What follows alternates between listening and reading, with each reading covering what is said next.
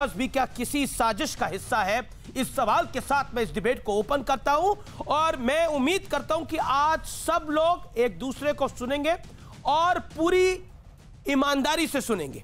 मेरे साथ बात करने के लिए डॉक्टर संबित पात्रा, भारतीय जनता पार्टी के राष्ट्रीय प्रवक्ता, नेता, संगीत रागी, आरएसएस के विचारक, प्रोफेसर हैं दिल्ली यूनिवर्सिटी के अंदर। निगत अब्बास मेरे साथ जुड़ रही हैं, जानी मानी सामाजिक कार्यकर्ता, प्रवक्ता शांति की पार्टी यानी पीस पार्टी के शादाब चौहान।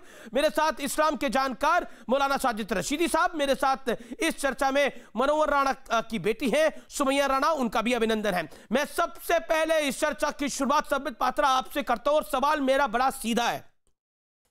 फैजल खान से जब पूछा गया कि आप नमाज पढ़ने के क्यों चले गए, उन्होंने बोला ये तो भाईचारे का प्रतीक है, तो भाईचारे की वजह से मैंने ये नमाज को पढ़ लिया। क्या आपको लगता है ये गंगा जमुनी तहजीब का परिचय दिया जा रहा था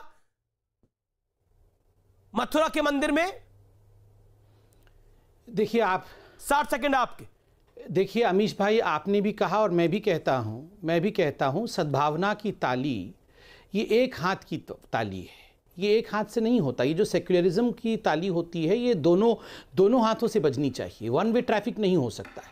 मुझे दुख इस विषय का है कि आप सोचिए अगर फैजल खान की जगह अमीश देवगन या संबित पात्रा होते, हम गए होते चांदनी चौक और अचानक वहाँ आरती का समय हो गया होता, नवरात्रों का समय होता और हम जमा मस्जिद में चले जाते और आरती करके आ जाते, तो आज क्या होता?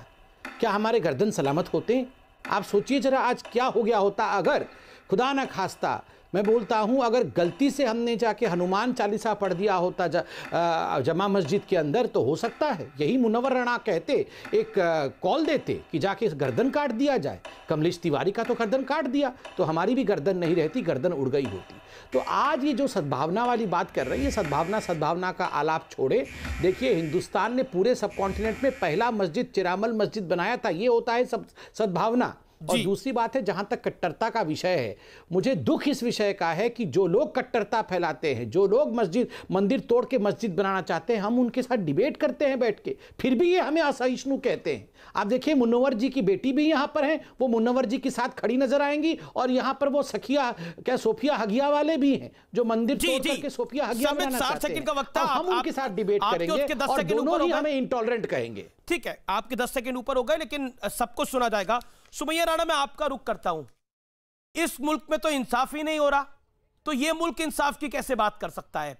फ्रांस के मामले में आपके पिताश्री के ये वचन है।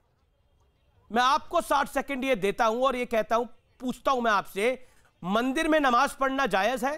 क्या आपको लगता है कि वो बहुत